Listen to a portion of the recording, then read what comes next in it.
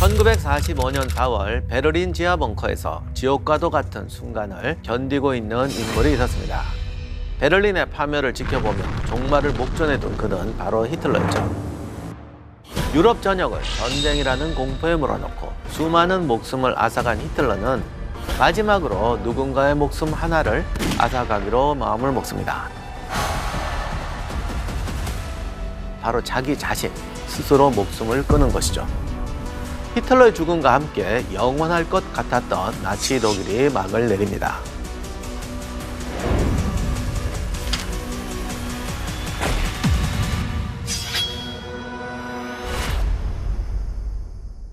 안녕하세요. 세상의 모든 전쟁사를 읽어드리는 전쟁사 읽어드립니다의 역사학자 임영환입니다. 처칠이 직접 나치와 싸운 건 아니지만 영국이 버틴다는 것은 2차 세계대전 사이에 서부전선의 운명을 바꾸는 너무나 중요한 사건이었어요. 그렇기 때문에 영국의 항복을 막고 저항하게 만들었다는 것이 우리가 생각하는 것보다 훨씬 중요한 사건이었다는 것입니다. 그러니 히틀러에게는 세계 정복이라는 목표를 달성하는 데에 성가시다 못해 눈에 가시 같은 존재였죠. 그러면 처칠은 어떻게 히틀러로부터 영국을 지켜낼 수 있었던 걸까? 독일이 폴란드를 침공하고 본격적으로 제2차 세계대전이 시작될 때까지만 해도 영국의 총리는 처칠이 아니었습니다. 당시 영국의 총리는 체인벌린이었는데 그는 히틀러와 미넨 협정을 맺고 독일이 전쟁을 일으키지 않을 것이고 평화를 가져왔다고 확신했습니다. 영국 국민들도 1차 세계대전의 악몽을 되풀이하고 싶지 않았기 때문에 이것을 환영을 했습니다. 하지만 체인벌린의 확신과는 다르게 히틀러는 폴란드를 침략합니다. 제2차 세계대전의 막이 오르죠. 결국 미넨 협정문이 휴지 조각이 되자 체인벌린 총리는 모든 외교적 책임을 지고 총리직에서 물러나게 됩니다. 이때 체인벌린의 뒤를 이어서 총리의 자리에 오른 사람이 바로 처칠이었습니다. 왜 이 시점에서 처칠이 총리직에 오를 수 있었던 것일까? 처칠은 미넨 협정의 과정과 결과를 지켜보면서 히틀러를 믿을 수 없다. 이번 협정은 완전한 패배다라고 하면서 미넨 협정과 체인벌린을 비판합니다. 그리고 국민들을 향해서도 소리칩니다. 전쟁을 대비해서 군비를 증강해야 한다. 비겁한 방법으로는 평화를 지킬 수 없다. 이 바람에 여론은 처칠이 전쟁광이라고 비난을 했습니다. 처칠이 히틀러에 대해서 경고한 것이 이번이 처음은 아니었죠. 히틀러가 집권하기 전부터 처칠은 히틀러를 지켜보았고 정보원의 첩보를 입수해서 히틀러가 독일 내에서 어떤 일을 벌이고 있는지 파악하면서 영국 정부에 대책을 세워야 한다고 주장합니다. 실제로 처칠의 주장대로 히틀러가 폴란드까지 침공하면서 본격적으로 전쟁이 시작되자 처칠이 재평가되게 되죠. 그동안의 해군 장관, 군수부 장관직을 수행하면서 처칠이 쌓은 전쟁 지식이 영국을 위기에서 구해줄 것이라는 믿음이 생기게 됩니다.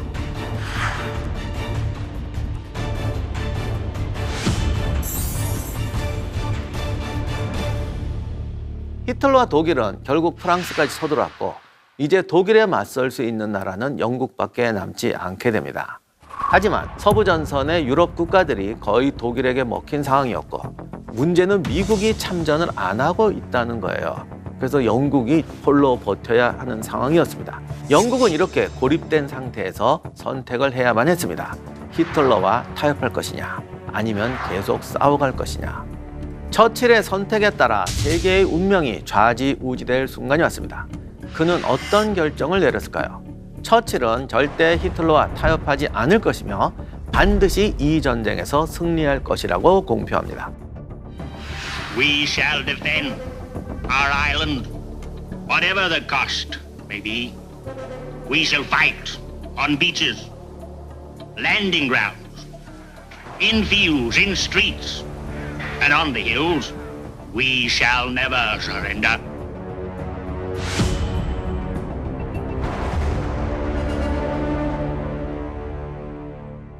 이제 처칠은 총리로서 자질을 증명할 시험대에 오르게 됩니다.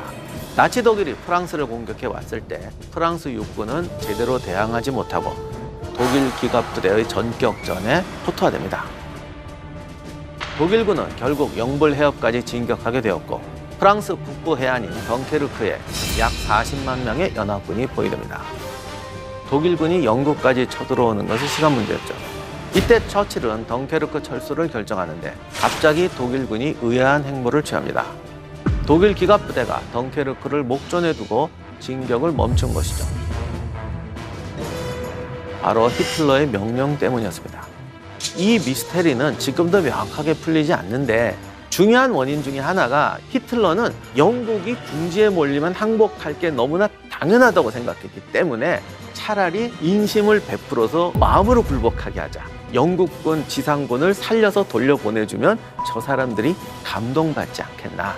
이런 식의 생각을 했다는 것도 중요한 이유 중에 하나라고 제기되고 있습니다. 하지만 결과는 정반대로 흘러갑니다.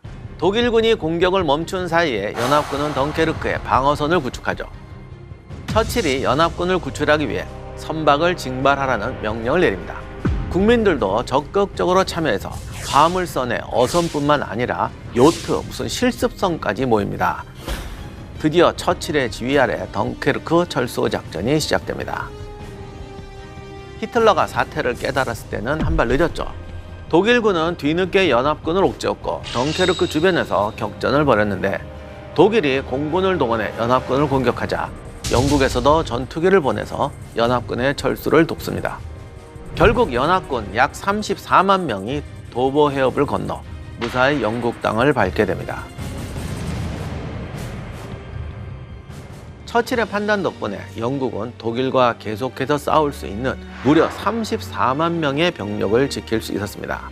그동안 제1차 세계대전의 악몽을 극복하지 못했던 영국 국민들에게 전쟁에서 승리할 수 있다는 자신감과 전쟁에 대한 의지를 심어주게 됩니다.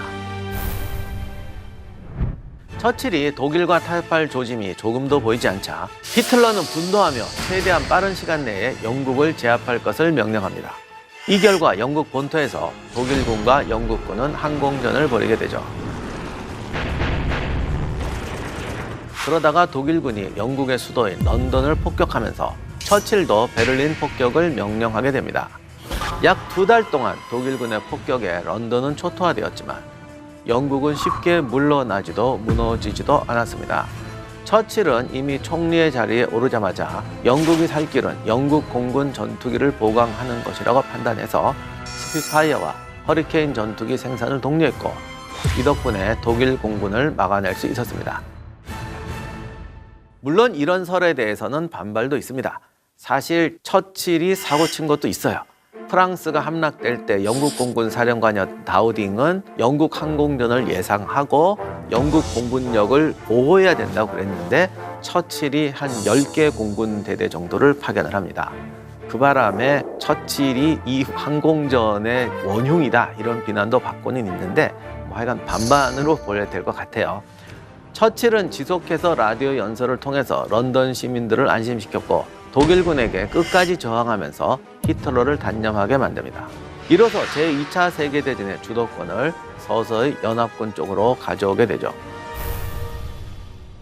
처칠은 이 전쟁에서 승리하려면 반드시 미국이 참전해야 한다고 판단합니다. 처칠은 전쟁 전부터 미국을 끌어들이고자 갖은 방법으로 미국에 호소합니다. 그러나 미국은 계속해서 중립을 지키는 상황이었죠. 미국이 제2차 세계전에 참전하지 않고 중립을 지킨 이유는 여러 가지가 있는데 일단 미국은 여전히 고립주의였고 전후 세계에 미국이 세상을 지배하게 될 것이라는 생각이 미국 국민들에게 의외로 어필하지 않았습니다. 그러다 보니까 미국의 의원들이나 대통령들이 전쟁 지지를 내세우기가 굉장히 부담스러웠던 거죠. 처칠은 미국에 무기 지원만 해주면 우리가 전쟁을 끝내겠다라고 무기 지원을 요청했지만 우리는 그냥은 못 준다. 선금 달라. 심지어는 무기도 니네가 직접 날라가라. 그런데 영국이 직접 날라오다가는 유보트가 바다를 지배하고 있는데 침몰하는 배가 너무 많아서 영국이 감당할 수가 없는 상황이었습니다. 그러니 무기를 살 돈도 없죠. 운송할 화물선도 없죠. 유보트를 제압할 수단도 없죠. 이건 말 안 되는 소리였는데 처칠은 포기하지 않습니다. 루즈벨트에게 1000통이 넘는 편지와 전보를 보내고 통화할 기회가 있을 때마다 얘기를 하면서 끈질기게 호소를 합니다. 결국 처칠의 끊임없는 외교력 그리고 루즈벨트도 장래의 미국을 생각하는 사람이었기 때문에 미국 의회를 설득해서 미국 방위에 필요하다고 인정되는 어떤 나라에 대해서는 미래 상환을 조건으로 무기와 전략 물자를 공급할 수 있다는 무기 대여법을 통과시킵니다. 이 법이 지금 우크라이나에 다시 적용되고 있죠. 이로 인해서 영국은 약 310억 달러어치의 무기를 공급받게 됩니다. 그런데 여기에다 예상치 못한 사건이 발생하면서 미국이 본격적으로 제2차 세계대전에 뛰어들게 됩니다. 바로 일본의 진주만 기습 공격이죠.